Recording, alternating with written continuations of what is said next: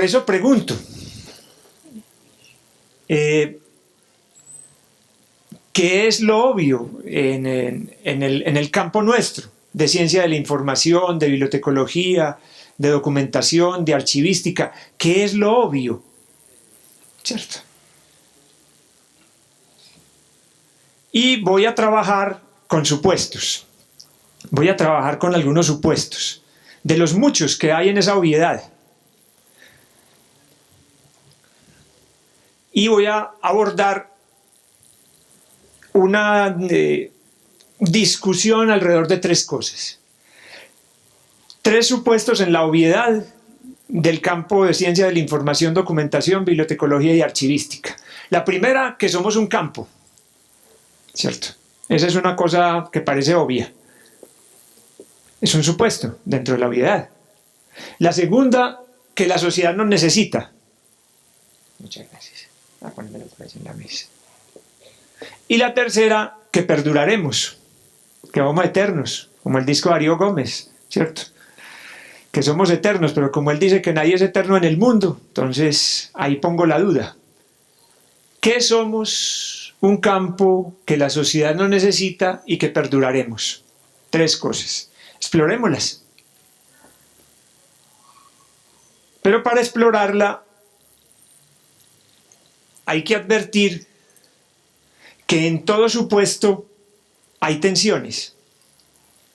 O sea, todo supuesto arrastra tensiones. La tensión, por ejemplo, de su negación. Es la primera tensión. Cuando uno asume una cosa como verdadera, siempre está al lado la pregunta por si, y no será cierto, y no será tan cierto, y no será que hay verdad, hay verdades que no son tan ciertas y que eso que estoy considerando no, de pronto raya un poco con lo falso, con lo que... Bueno, en todo supuesto anida la tensión que nos sobresalta y nos advierte que debemos replantearnos. Nuestro campo tiene aproximadamente unos 5.500 años de historia cultural. Bueno, nuestro campo, estoy extendiendo esa palabra todo lo posible, para recoger prácticas culturales que se inauguran, como ustedes lo saben, aproximadamente 3.500 años, en las viejas y cálidas tierras mesopotámicas, particularmente en la Sumeria, con los primeros archivos de gestión que tenían esos protogobiernos y que dan paso luego al surgimiento de las bibliotecas. O sea que primero son socialmente los archivos y luego las bibliotecas, y se compiten un poco ahí los museos y las bibliotecas. Pero en esa historia extensa que hemos ido, cómo se ha constituido un campo de hacer profesional. Y van a ver que 5.500 años es una eternidad cuando consideramos que la bibliotecología formal, es decir, la bibliotecología como un campo profesional que declara una pretensión científica, apenas si empieza a emerger en las primeras décadas del siglo XIX, como ustedes lo saben, y que se viene a consolidar por allá en el año de 1876-1877 con el surgimiento de la primera escuela de bibliotecología en la Universidad de Columbia, detrás de la cual estuvo un personaje un tanto hosco y misterioso que fue Melville Dewey. De ahí empiezan a emerger una cantidad enorme de escuelas de bibliotecología en Norteamérica, en Europa, y en América Latina vamos a tener en el año de 1903 la primera escuela, bueno, no realmente escuela, el primer programa dirigido a la formación de bibliotecarios en Buenos Aires. Y empieza a venir la década de los 40 en Colombia, con las primeras tentativas, el surgimiento luego, pasada la mitad de la década de los 50, de la Escuela Interamericana de Bibliotecología, y luego en la primera parte de la década de los 70 los programas de la Universidad de La Salle Javeriana, para luego ver el surgimiento del programa de Uniquindío en el año que estamos conmemorando. Luego vienen los programas del orden tecnológico y técnico, y vamos a tener una relativamente larga historia bibliotecológica y archivística y documental formativa en Colombia. Pero eso es nada, es un mero pellizco ante una tradición cultural enorme que, como repito, tiene milenios.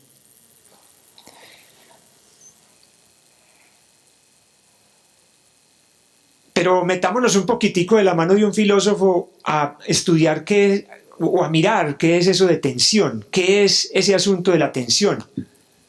La tensión dentro de la constitución de las ideas de mundo, de los supuestos, que es para lo cual en este momento la estoy retomando. Ignacio Isusquiza dice que una tensión se encuentra constituida por la diferencia. Expresa el valor sustantivo de la diferencia, la afirmación de una polaridad. Siempre exige alteridad, hace de la oposición de tales extremos una particular unidad. Es decir, que cuando hablamos de la tensión, no podemos aludir en ella el rompimiento, la fractura, sino que estamos hablando de la tensión como una cuestión que hermana a los diferentes.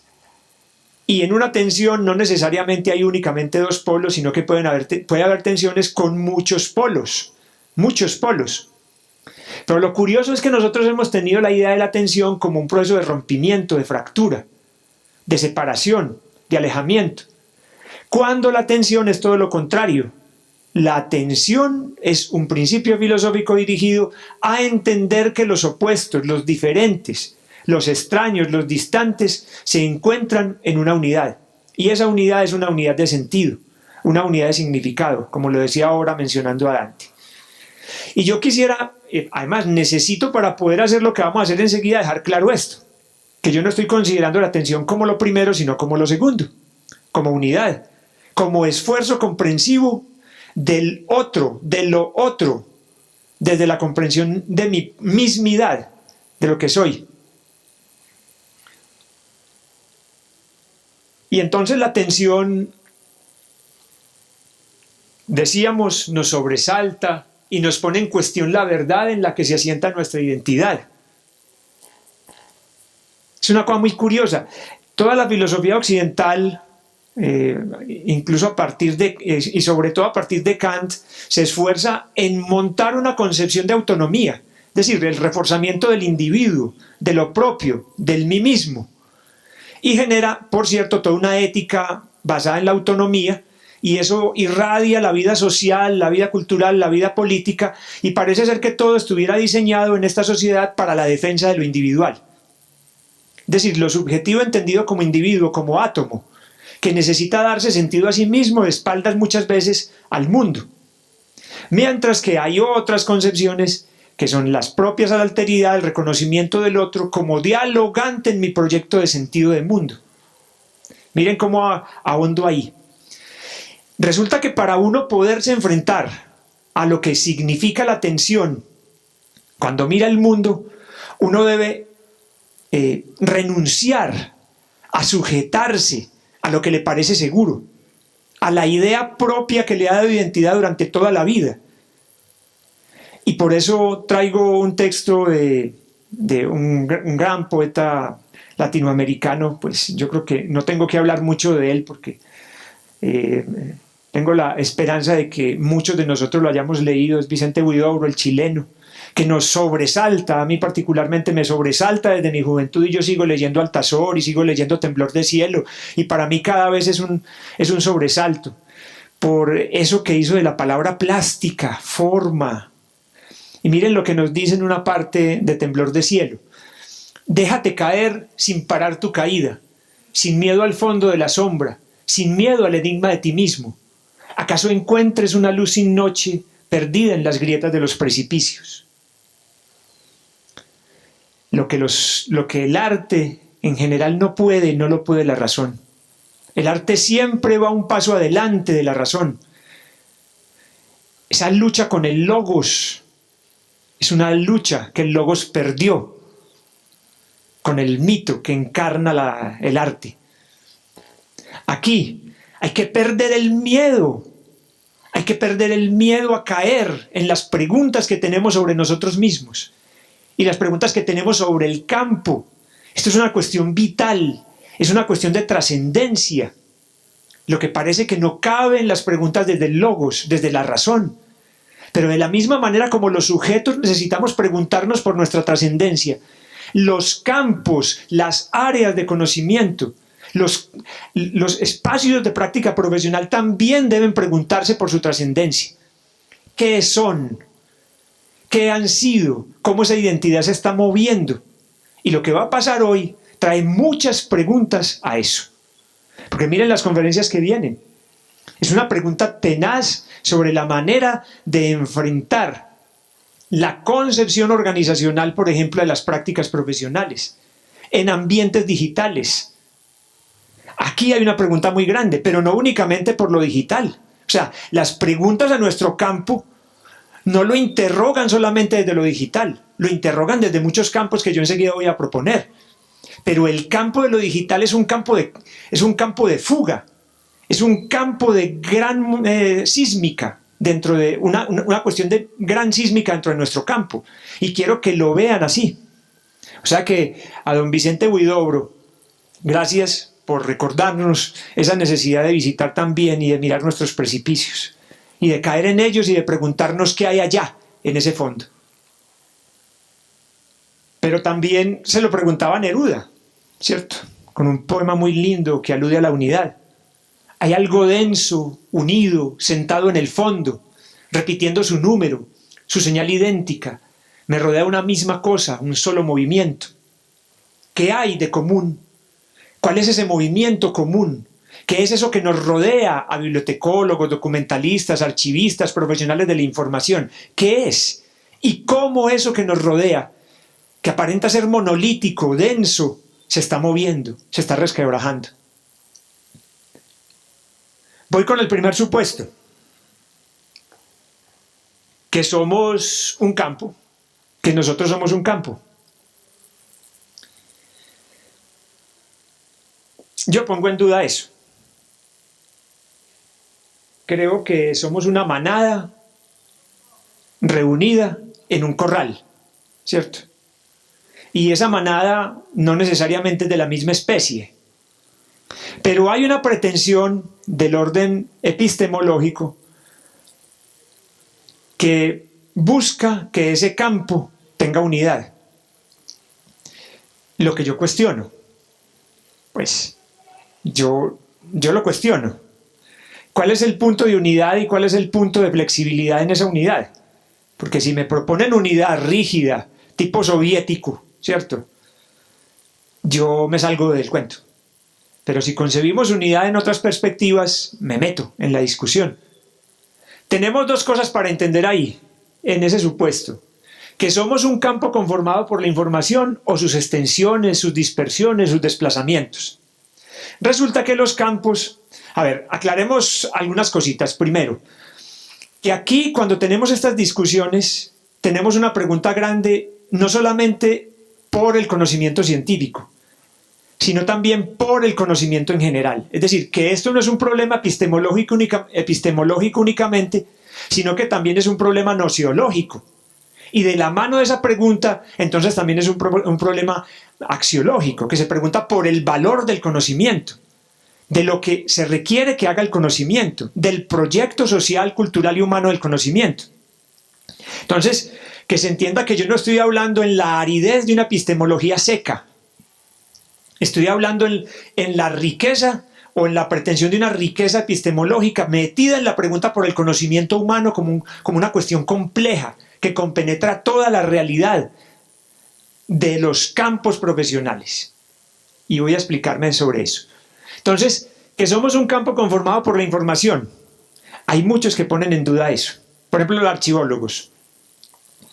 Hay muchos archivólogos que se niegan a aceptar que su trabajo es con la información. Y no son pocos. Y se centran en decir que su trabajo es con el documento. Pues ustedes dirán, qué boba, el documento porta información.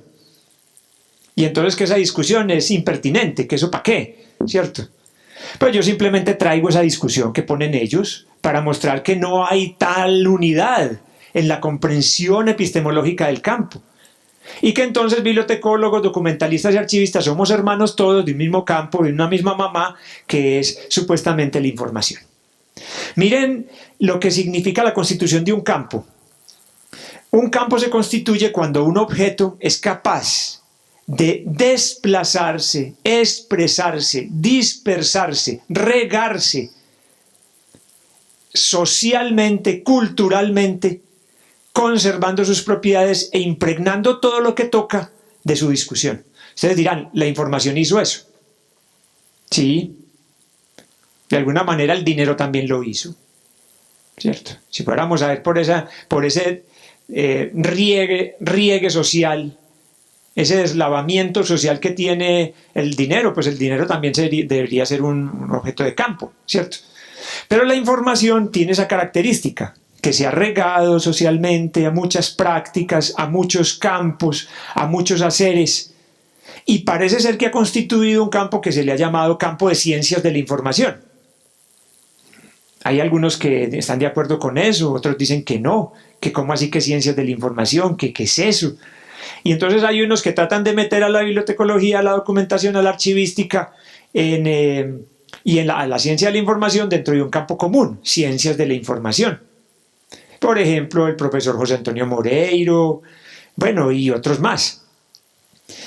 El asunto es que ahí hay una tensión, y hay una tensión epistemológica, y como lo decía, noceológica y axiológica, que nuestros programas en los que se educan bibliotecólogos, archivistas, documentalistas, científicos de la información deben abordar. Porque si no hacen eso, pues van a vivir una cosa que ya he señalado reiteradamente, y es la pérdida del sentido. La pérdida del sentido del proyecto. O sea que el asunto es por fundamentarnos. El asunto es por comprendernos. Y es una cosa un tanto curiosa. La profesora María Teresa Múnera, profesora de la Escuela Interamericana de Bibliotecología, con motivo de su tesis de doctorado, hizo un estudio bastante grande, yo diría que monumental, de estudiar casi 1200 cursos de bibliotecología y documentación en América en América Latina, perdón. Fueron aproximadamente unos 9 países, 43 programas académicos, una cosa enorme. Y ella estudió esos programas con las 5 áreas formativas que propone el libro blanco de título de grado en información y documentación, que por allá como a principios de la década del año 2000 el gobierno español propone para integrar sus pregrados en esa área a la Comunidad Europea. Y ellos proponen 5 áreas ahí, que son la de fundamentos teóricos, la de fuentes y recursos de información, gestión de la información, organización y procesamiento de la información y tecnologías de la información. Y yo me llevo una sorpresa. No diría, la gran cantidad de asignaturas que tienen todos esos programas del campo estudiados iban a tender mucho hacia tecnologías.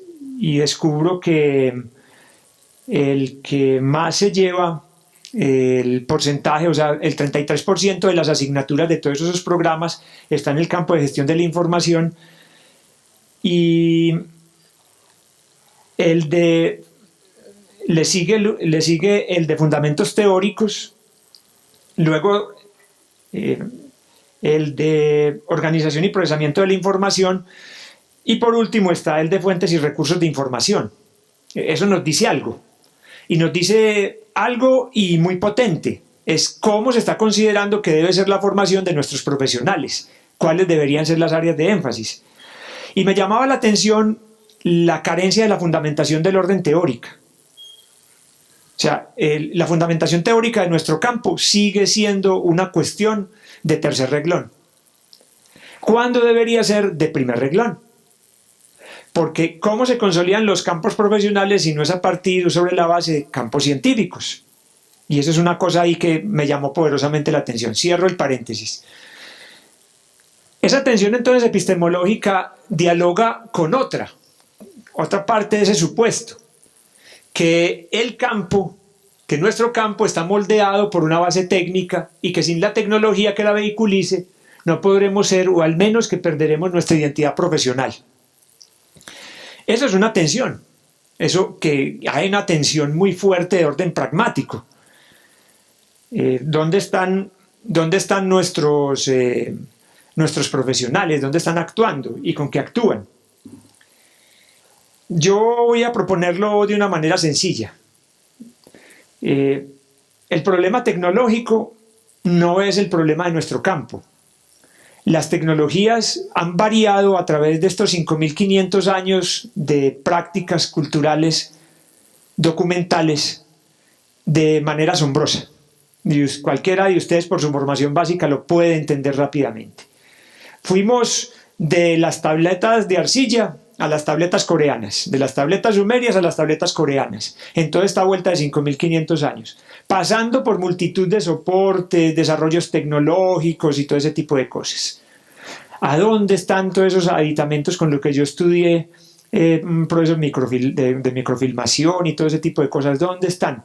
Pero las prácticas profesionales persisten. Entonces, el orden técnico es un orden que establece una relación, es una correlación. La relación que establece con el campo nuestro es de correlación, no necesariamente de centralidad. Porque me parece que caer en eso, y ahora tendremos la ocasión de hablarlo con los expositores que tendremos, el orden técnico aparenta ser el orden humano, pero el orden técnico dialoga con otras dimensiones de lo humano que determina ese orden técnico. No al revés, o sea, como nosotros creemos en este momento, que las tecnologías nos están moldeando. Pero yo no me creo mucho eso. Como les dije que iba a decir cosas un poco molestas, yo no me creo mucho que las tecnologías nos estén moldeando, sino que nosotros estamos jugando un poco como al juego de los espejos con la tecnología. Estamos tratando de que la tecnología haga lo que nosotros queremos que haga. Y eso es un juego de ir y venir. Algo ha pasado similar al campo nuestro bibliotecológico, documental y archivístico en general, y es que las tecnologías también se han adaptado a nuestro campo. Y con unas simbiosis un poco curiosas, pues, y unas presencias un tanto extrañas. Ustedes se preguntan, por ejemplo, cómo se resuelve el diseño de los algoritmos de búsqueda en una empresa como Google. Yo le pregunto a mis estudiantes y todos creen que lo resuelven los ingenieros. Y eso no es cierto. Eso lo resuelven documentalistas. Esos algoritmos, al diseño del algoritmo lo diseñan son documentalistas. Y los ingenieros resuelven el problema técnico que encarna eso, que es distinto, es muy distinto. Por eso, entonces hay que preguntarse, abrir un poquito más el cortinaje que nos ha puesto el dominio técnico y ahondar en el dominio de nuestro campo, que tiene que ver con el dominio social y con el dominio humanístico. ¿Qué hay ahí? Es decir, ¿cuáles son los sentidos que se le proponen a los objetos con los que trabajamos nosotros? Es decir, información, documentos, procesos de lectura, procesos de escritura, procesos de registro, procesos de descodificación, procesos de codificación. Es decir, ¿qué hay con eso? Porque si no quitamos ese cortinaje, no vamos a potenciar la comprensión de los objetos sociales y humanos en general con los que trabajamos. Me parece que el ejemplo de lo que pasa en Google es eso. Son documentalistas los que resuelven el problema del uso de información que hay ahí, ¿cierto? Y particularmente gente que ha venido avanzando en los desarrollos que propuso la ciencia de la información a partir de finales de la década de los 50 y sobre todo en la década de los 60 del siglo XX. Entonces hay una cuestión pragmática fuerte, y es referida a cómo relacionarnos con los aditamentos técnicos.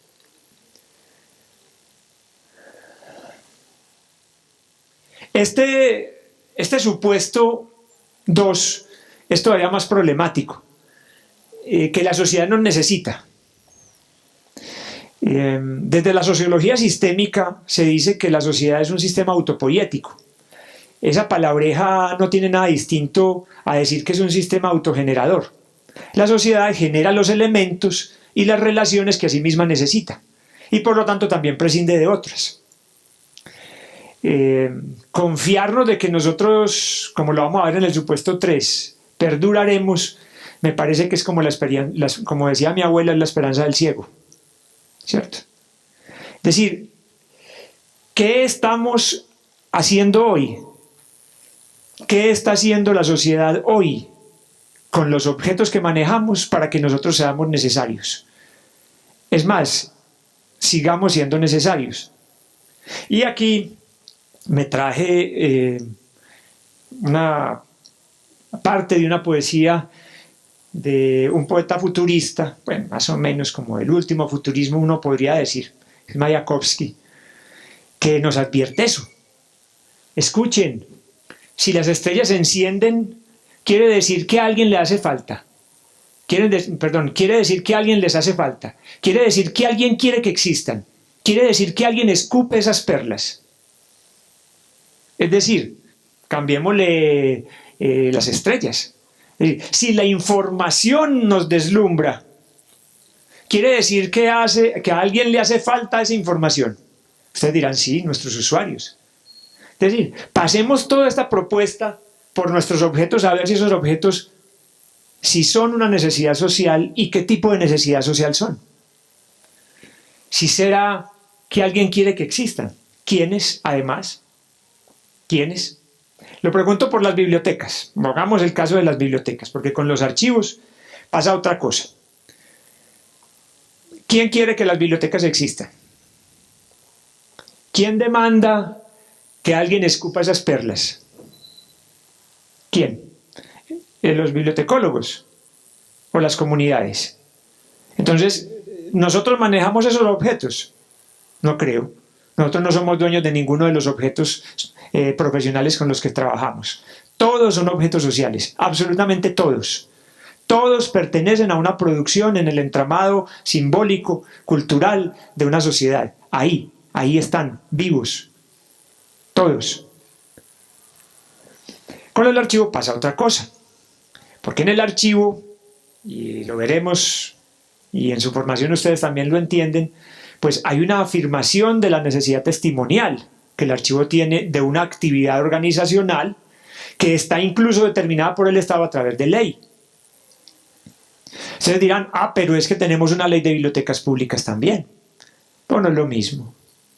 No es lo mismo porque la potencia de las organizaciones que pasan por el uso de la biblioteca, que son organizaciones sociales, no se corresponde desde el punto de vista del poder con las organizaciones que usan, por ejemplo, los archivos, para defender o contradecir, afirmar o negar hechos en el plano de lo legal.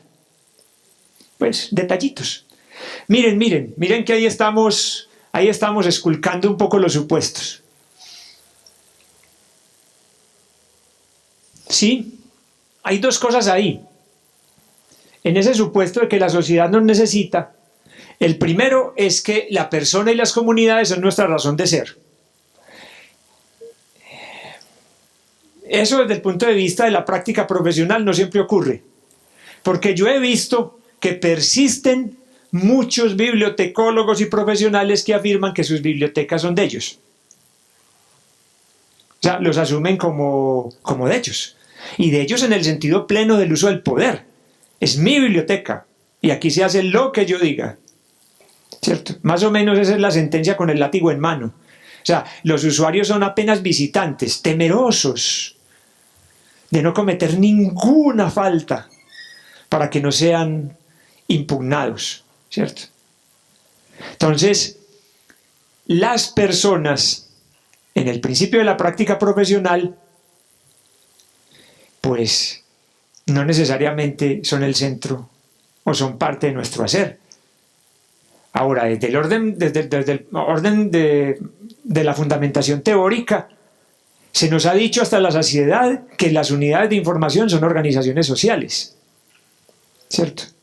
Y que como organizaciones sociales tienen, por tanto, un compromiso con las personas y con los grupos de personas que constituyen las comunidades de uso, a las cuales dirigen sus acciones. Pero ¿qué pasa cuando damos el salto a la práctica profesional y eso no nos caló? Eso no entró por ninguna parte, eso no se quedó. y nos quedamos en el dominio de los pequeños castillos, ¿cierto? O sea que no es tal. Y que las comunidades, entonces, no se vuelven el centro de la negociación del diseño de las unidades de información. Ahora con las bibliotecas públicas de un distrito en Londres, como la grande ciudad se fue tragando pequeñas municipalidades, una de ellas es Croydon, ¿cierto? De donde viene el nombre de los tenis, por cierto. Las bibliotecas de Croydon, las bibliotecas públicas de Croydon rompieron este paradigma de la biblioteca del bibliotecario y dijeron vamos a construir las bibliotecas con la comunidad. Y resulta que hay periodos de 2 años en los que la comunidad decide qué va a hacer esa biblioteca por 2 años. Y tienen incluso la posibilidad de ordenar los espacios de esa biblioteca, en perspectiva de la prioridad de lo que la comunidad decida que debe ser la biblioteca. Oh, asombro, ¿cierto? Oh, terror para la mentalidad tradicional bibliotecaria que dice, no me toquen los libros, eso está ordenado. No me ubiquen los libros, pregunte lo que necesite, ¿cierto? Mi pregunta, entonces, ¿dónde están las personas y las comunidades en un diseño como ese? Esto entraña una tensión nuevamente epistemológica, ¿cierto? Es decir, esto es una ciencia social. La bibliotecología, la documentación, la archivística, la ciencia de la información incluso son ciencias sociales. Y la disputa está buena. Buenísima, porque la última perspectiva, digamos, en ciencia de la información, ustedes lo saben, defiende nuevamente la idea de que la información es un producto social, de que eso no es un hecho físico, como lo veía la primera perspectiva o el primer gran paradigma histórico. Recuerden que en ciencia de la información han transcurrido 3 cosas, tres grandes paradigmas: el físico, el cognitivista y el último que se anuncia como un regreso a la pregunta sociohumanística, por la información como un producto social, la información como una elaboración social, de la mano de propuestas como análisis de dominio, ¿cierto? Que ahora es tan intensamente trabajado en alguna región anglosajona. Entonces, ahí la pregunta es, ¿nosotros sí somos una ciencia social? ¿O somos, como lo diría alguien algunas décadas atrás, una ciencia técnica? Es decir, nosotros somos un dominio técnico. Nuestro problema es lo técnico, o nuestro problema es lo social. Nuestro problema es la manera como la sociedad utiliza los objetos relacionados con la información para poderse dar sentido a sí misma y avanzar con resoluciones y transformaciones. La pregunta es distinta. Si yo respondo a la primera, pues entonces me quedo como un bibliotecólogo con una vocación fundamentalmente del orden técnico y tecnológico. Entonces me voy a quedar deslumbrado con las instrumentalidades y voy a olvidar que esas instrumentalidades tienen un sentido y es la generación de posibilidades para el uso de la información en perspectiva social, en perspectiva de transformaciones.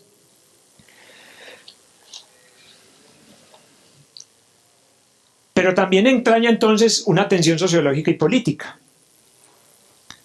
A ver, las comunidades necesitan vivir procesos que les permitan comprender sus propias limitaciones, comprender sus problemáticas, disponerse a superarlas.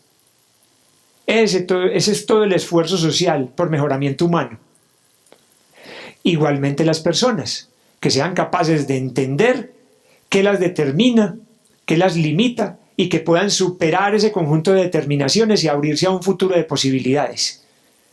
Por ahí pasa la pregunta, por ejemplo, que hacen Marta Nussbaum, Amartya Sen, del desarrollo de capacidades, ¿cierto? Como una reivindicación de lo que cada persona potencialmente puede hacer y quiere hacer con su vida, y lo hace en bien de su propio proyecto y en el proyecto social. Más o menos es eso. Entonces hay un problema sociológico, pero también hay un problema político. Y es, ¿qué orden social se está afincando?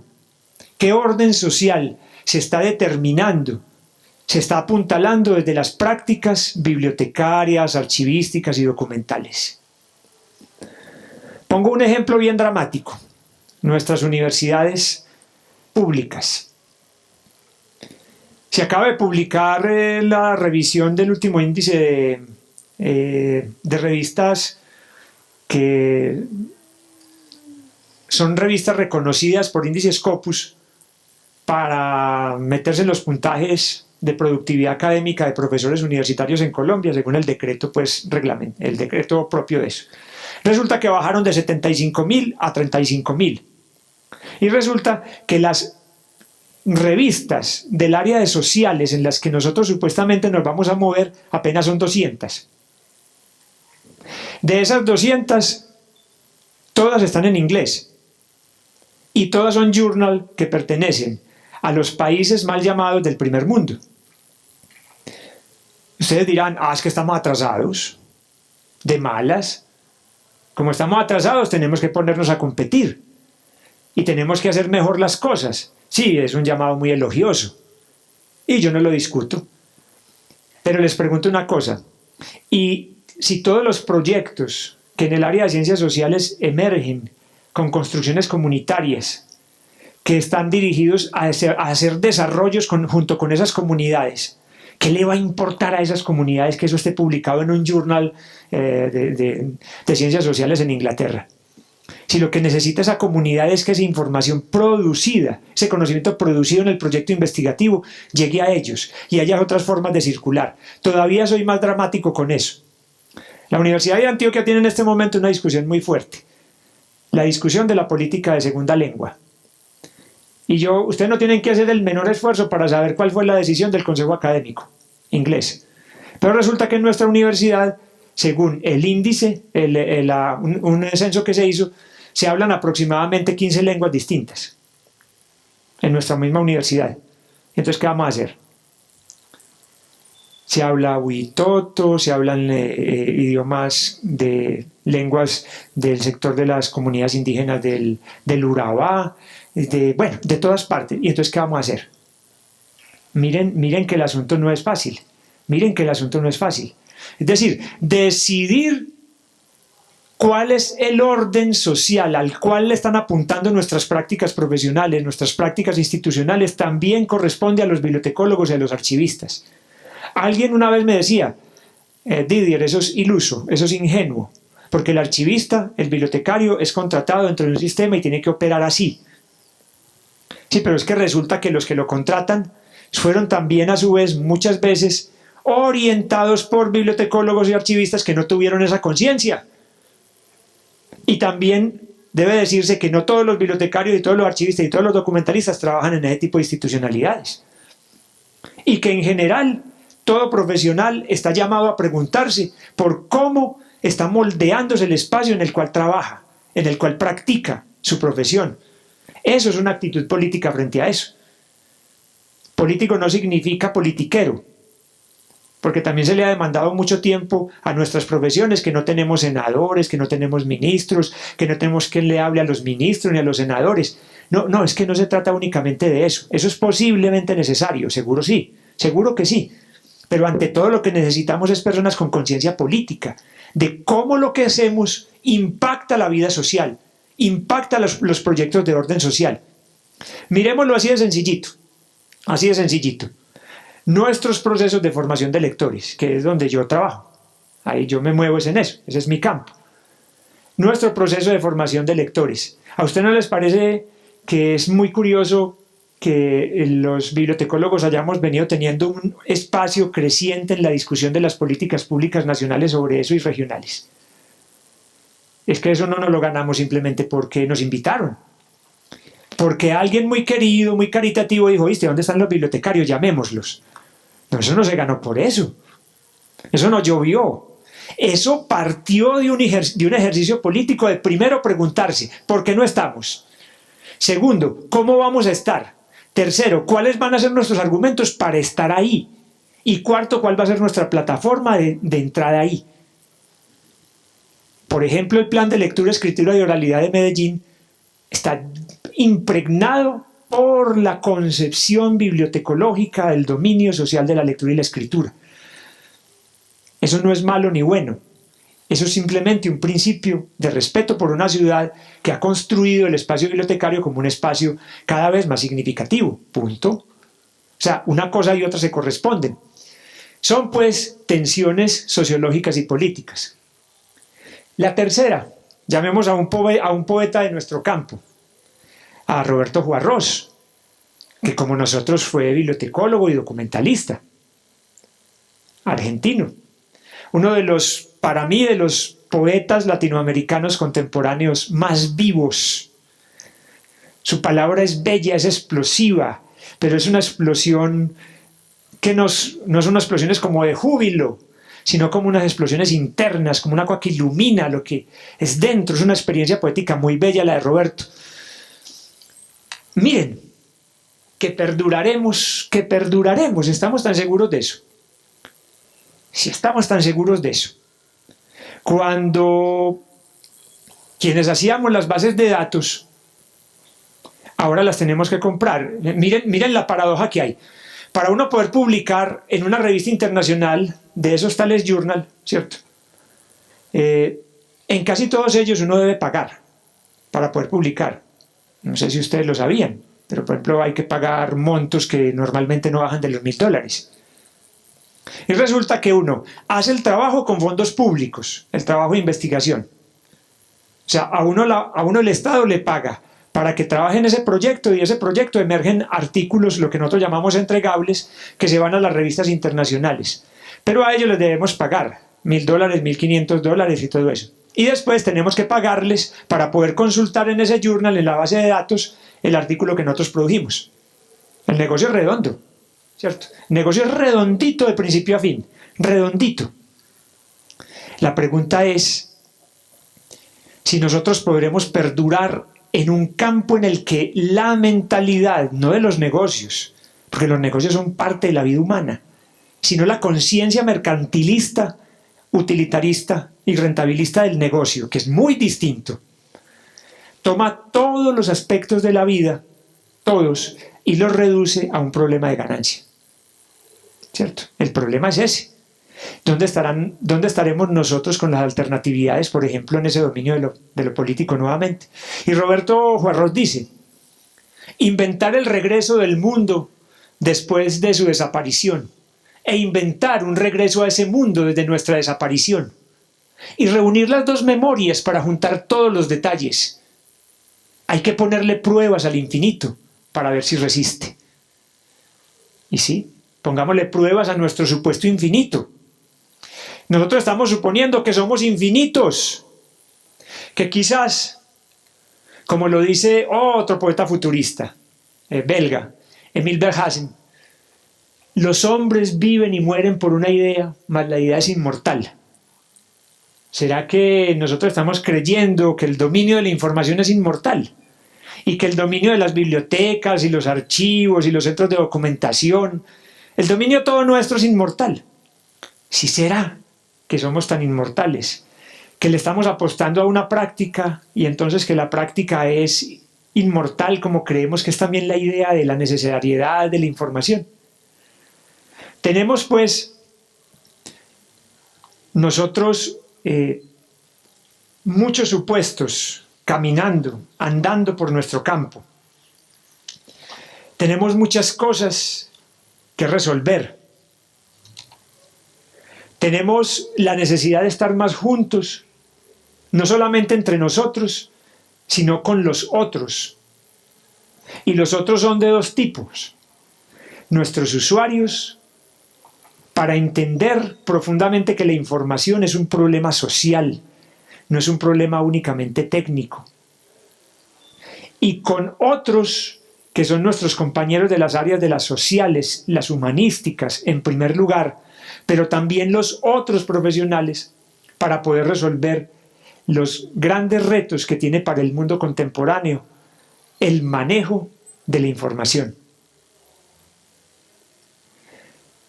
Pongo una cascarita. ¿Bajo qué concepto de información se están formando nuestros estudiantes? Exploren eso. Exploremos eso. Preguntémosle a los bibliotecólogos, a los archivistas, a los documentalistas. Bueno, preguntémosle más pues a los bibliotecólogos, a los documentalistas y a los científicos de la información. ¿Por qué concepto de información tienen? Y vamos a tener dificultades. Que no vamos a poder reconocer con claridad nuestros supuestos objetos.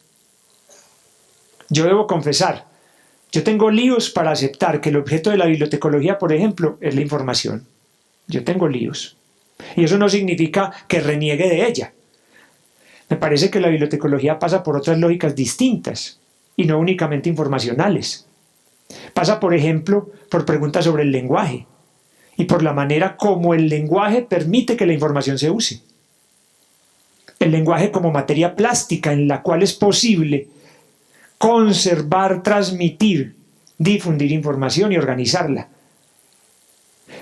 Entiendo también que la bibliotecología se interesa por los problemas de constitución de vida social y política, porque si no, entonces, ¿cómo responde a los usos potenciales y a los usos reales de la información por parte de sus comunidades?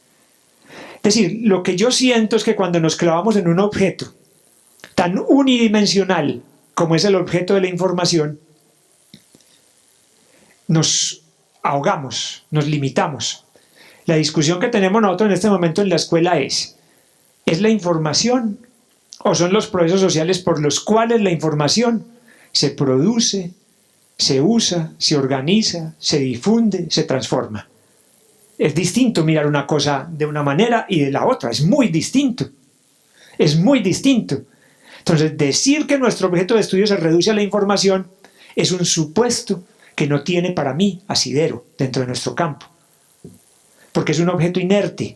Solo se llena de sentido cuando le ponemos a eso mundo, cuando somos capaces de ponerle sentido de mundo a ese objeto.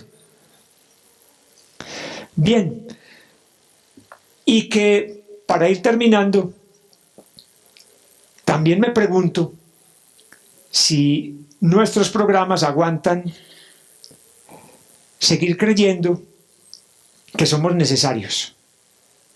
Sobre todo cuando un alcalde en Medellín, cuyo nombre guardo porque me puedo comprometer, mas no es el actual, uno anterior, uno de tiempo atrás, decidió que las bibliotecas no tenían por qué recibir ayuda porque es que ya los computadores resolvían la existencia de las bibliotecas. Y en medio de su ignorancia, crasa por lo demás y vergonzosa, decidió que no iba a darle más apoyo a las bibliotecas, que no iba a desarrollar más bibliotecas. ¿Para qué eso? Compremos computadores, compremos tabletas, llenemos de computadores las escuelas, por todas partes, porque ahí está el problema de la información, ahí está resuelto. Miren a qué nos enfrentamos. Miren a qué nos enfrentamos. Termino diciendo algo. Bibliotecólogos, documentalistas, científicos de la información, archivistas, todos en un campo que necesita ser precisado en sus dominios, en sus alcances, en sus responsabilidades sociales, políticas, educativas, culturales, económicas. No olvidemos, como lo decía Husserl, el viejo Husserl, el padre de la fenomenología, que somos funcionarios de la humanidad, con vocación de entrega a largo plazo. Todos nosotros no somos más que funcionarios de la humanidad con vocación de largo plazo. Cuando se nos olvida eso, entramos en problemas muy delicados. Que nuestras instituciones de la información sean de los hombres, con los hombres, para los hombres. Que sean reconocidos como proyectos humanos, no como máquinas, no como androides, sino como proyectos humanos. Y traigo ahí esa perla desubicadora, desarticuladora que están representando ahora las bibliotecas humanas. Nosotros en la Escuela de Bibliotecología vamos a tener el próximo semestre la posibilidad de construir con algunas comunidades que estamos seleccionando la primera experiencia de biblioteca humana. Esas bibliotecas que no requieren de libros, sino de la memoria de las personas. Y lo que queremos es empezar a convencer a nuestras bibliotecas públicas de que en sus OPAC integren la sabiduría, el conocimiento, la memoria de aquellas personas que son patrimonios de cada comunidad. Eso es lo que queremos. Y aquella persona que sepa de ramas, de cosas propias de la vida de las comunidades, sea puesta en los OPAC de cada una de las bibliotecas que están ubicadas en esas comunidades. Y que a través del OPAC uno pueda hacer una cita con esa persona y pueda consultar con ella. Y que la biblioteca preste el aditamento físico para poder encontrarse con esa persona como tesoro de la comunidad. Miren que vamos, o sea, todos nosotros tenemos que abrirnos a esos otros dominios. Ver la realidad como posibilidad, no como determinación. Es decir, nosotros necesitamos saber que en la realidad hay una tensión filosófica profunda, y es la tensión entre la determinación y la posibilidad. Y esa determinación es lo que nos ahoga, nos genera estructuras, sí, nos consolida proyectos, sí, pero nos apaga. El reto comprensivo filosófico en nuestro campo es cómo sobreponernos a la determinación que los dominios técnicos han traído sobre nosotros. Por ejemplo, cómo transformar las catalogaciones y las clasificaciones para que sean catalogaciones y clasificaciones afines a las necesidades de nuestros usuarios. ¿O a ustedes les parece que todavía es presentable a esta altura del partido que nosotros insistamos en organizar una sala infantil con Dewey? A mí no me cabe, o que nosotros tengamos un dominio técnico tan corto, que voy a contarles una infidencia y una cosa aterradora que me tiene, el poco pelo que tengo me lo tiene parado. Es como una persona importantísima de un campo humanístico del país le dona a una universidad del país su colección, y resulta que las personas que ponen al frente de ese proceso de organización de esa colección empiezan haciendo una atrocidad que de mi parte se ganaron un regaño terrible. Empezaron a borrar las acotaciones que hacía el dueño de esa colección de todos los libros y a sacar cuanto papelito para botarlo, porque supuestamente en el dominio técnico estaban habilitándolo para el uso de los usuarios. ¿Y sabe qué otra cosa estaban haciendo? Pero ¿cómo así? Es que hay tres ediciones, por ejemplo, de Montaigne.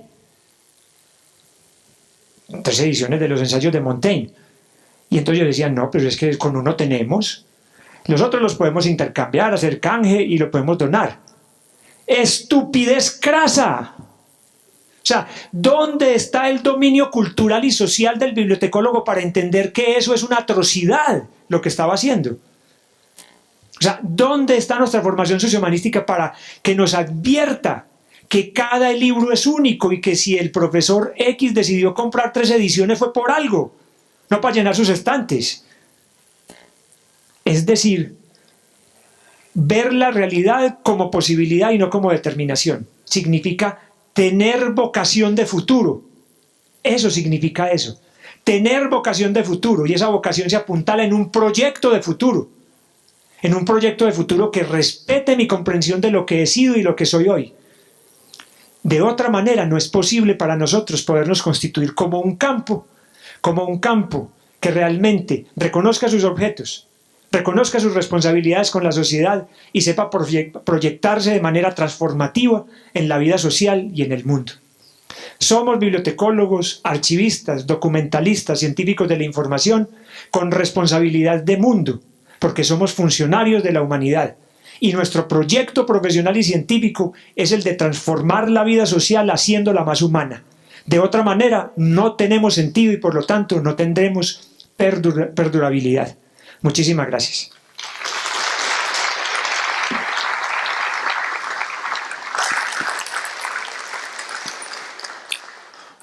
Muy buenos días. Si alguien desea hacer una pregunta.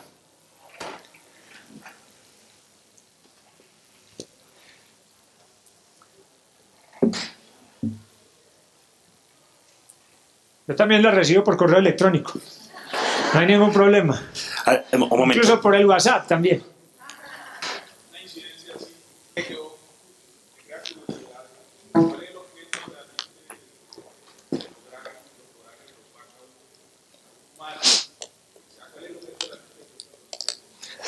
Lo que queremos es mostrar que el dominio de la información no solamente es documental.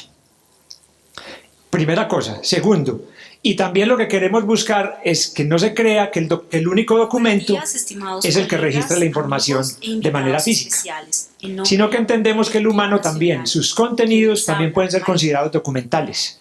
Eso es un reto epistemológico, porque sabemos muy bien que el documento tiene una circulación social que lo legitima como tal. A mí un profesor me enseñó una ecuación sencillísima para entender documento. Puede ser que tenga su lío, pero es muy mnemotécnica y muy comprensible. Documento es igual a información sobre soporte. ¿Cierto? Él me lo dijo. Documento es igual a información sobre soporte. Y le ponía un sub. El sub F al soporte por un F que era formato. ¿Cierto? Entonces, lo que yo discuto con el profe es... ese soporte tiene que ser un soporte documental clásico. El soporte no puede ser la memoria colectiva. Es eso, es el reto. Y no es un asunto, compañero, meramente romántico. No es un asunto romántico, es un asunto de efectividad y de permanencia y de reivindicación también de las culturas que habitan este continente y habitan este país, que tienen profundo arraigo sobre su memoria colectiva. Lo que pasa es que nosotros luego nos llenamos de pavor y desde el pavor nuestro les demandamos a ellos que no sean primitivos, que no sean básicos y que cómo así que se les va a perder la memoria, que por qué no la registran. Yo recuerdo un ejercicio que hizo el Ministerio de Educación hace mucho tiempo, de Cultura, que se fue a registrar la memoria cultural por allá en unas comunidades en el Cauca. Y se fueron. Y después volvieron con un montón de libros. Y les dijeron, vea, aquí está la memoria de ustedes. Y ellos se rieron. Pero se rieron. Se rieron. O sea, incluso de una manera ingenua y respetuosa. Se rieron. ¿Ustedes creen que nosotros queríamos que hicieran eso? A nosotros no nos interesa que eso esté publicado. Es más, eso tampoco es la memoria nuestra. Ah, pero es que esto fue lo que nos dijo don Jacinto. Y entonces el otro le dijo, sí, pero eso también lo pudo haber dicho don Andrés, que lo dice de otra manera. Y es tan cierto lo de don Jacinto como lo de don Andrés. Si ustedes lo publican, entonces ya queda verdad solamente lo de don Jacinto. Entonces, miren que lo que queremos hacer es proponer también una revisión de esa matriz dura informativo-documental de nuestro campo. No para destruirla, sino para actualizarla. No para dejarla de lado, sino para complementarla con una dimensión mucho más amplia de lo humano que se llama la memoria social y la memoria cultural. ¿O será que produce risa la sospecha platónica sobre la memoria? A mí no me parece que eso produzca sonrisa, sino que debe producir es una revisión profunda de por qué había una sospecha ahí, en esa perspectiva platónica de lo que significaba la escritura, como reducción de lo humano. Es decir, ahí hay algo, hay que preguntarse. Y mira de qué manera, compañero, se vendría a nutrir la potencia de la biblioteca pública, cuando aquellos que no pueden acceder a lo escrito, o porque no pueden por sus procesos de alfabetización, o porque no quieren, porque sospechan de eso, se puedan sumar con su memoria al potencial de eso. Yo diría que en el campo de lo archivístico la pregunta sería otra y la discusión sería otra, porque obviamente el documento archivístico tiene otra realidad, el documento bibliográfico tiene otra realidad, y a ese es el que yo me refiero. Ampliar el dominio del objeto de la información como un elemento constitutivo de nuestro objeto de estudio, ampliarlo. Meterle la pregunta por si únicamente es la información documental la que nos ha de inquietar y la que nos ha de preguntar. ¿Y por qué históricamente no podemos descentrarnos de ello? ¿Cierto? Segundo, reivindicar la conectividad de nuestras disciplinas hermanas, pero preguntándonos en qué son hermanas. Es que uno no puede tener un hermano sin reconocer cuál es su filiación. Tercero, poder tener un diálogo integrativo profundo con las ciencias sociales y humanas, llenando de sentido social y humano a esos objetos nuestros. Y por último, situando con justicia y claridad el dominio técnico y tecnológico para que no termine por ahogarnos. Un bibliotecólogo, un documentalista, un archivista no se define por su dominio técnico, se define por la comprensión que tiene del dominio documental en el que se mueve. Y obviamente, tendrá que vérselas con el dominio técnico, porque esas son nuevas alfabetidades que tiene que desarrollar. Pero eso no es el dominio de eso, porque cualquiera maneja computadores. Todos los profesionales manejan computadores, todos los profesionales manejan programas, todos los programas manejan software, todos. Pero ¿cuál es el único profesional, o cuáles son los únicos profesionales que se enfrentan a un dominio informativo capaz de dar cuenta de la memoria humana? Nosotros. Así de sencillo. Nosotros, profesor.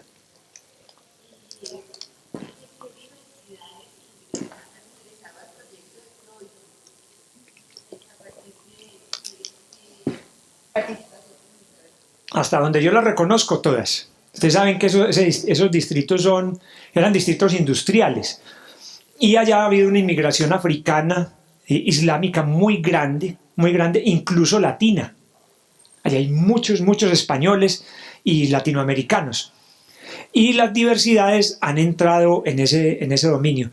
El tema de diversidad para nosotros, las bibliotecas en América Latina y particularmente en Colombia, es un tema exótico, porque nosotros tenemos la comprensión, la falsa comprensión de que todo esto es planito, de que todos somos iguales, todos somos mestizos, ¿cierto?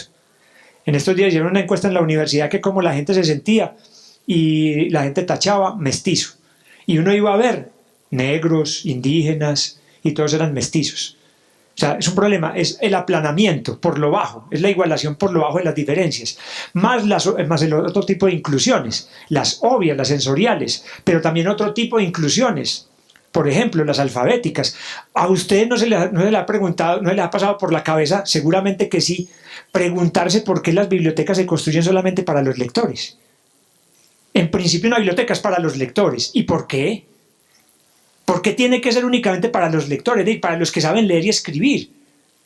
Lo mismo, ¿por qué tiene que ser únicamente para los que saben usar información y para los que no, entonces están por fuera?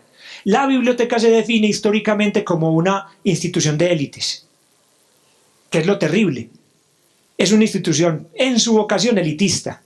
Y lo que necesitamos es romper ese esquema y proponer una biblioteca que no se plantee desde las élites, ni élites lectoras, ni de uso de información, nada. Abrirla a todos los dominios del conocimiento humano. Si ven entonces que la pregunta es nociológica y no únicamente epistemológica. Epistemológica alrededor de un objeto cerrado en sí mismo que es la información. Yo no me trago eso. Hay que abrir al dominio de las ciencias sociales y humanas el problema bibliotecológico para nutrirlo de mundo. Termino diciendo, y ahí sí porque ya me están haciendo señita Juan Guillermo por acá, como lo dice Hugo Semmelmann, recuperar el sujeto para el mundo y el mundo para el sujeto. En este caso, recuperar la bibliotecología para el mundo y el mundo para la bibliotecología, o también para la documentación, la archivística y eso. Les agradezco muchísimo, es que Juan Guillermo me está matando el ojo aquí. Muchas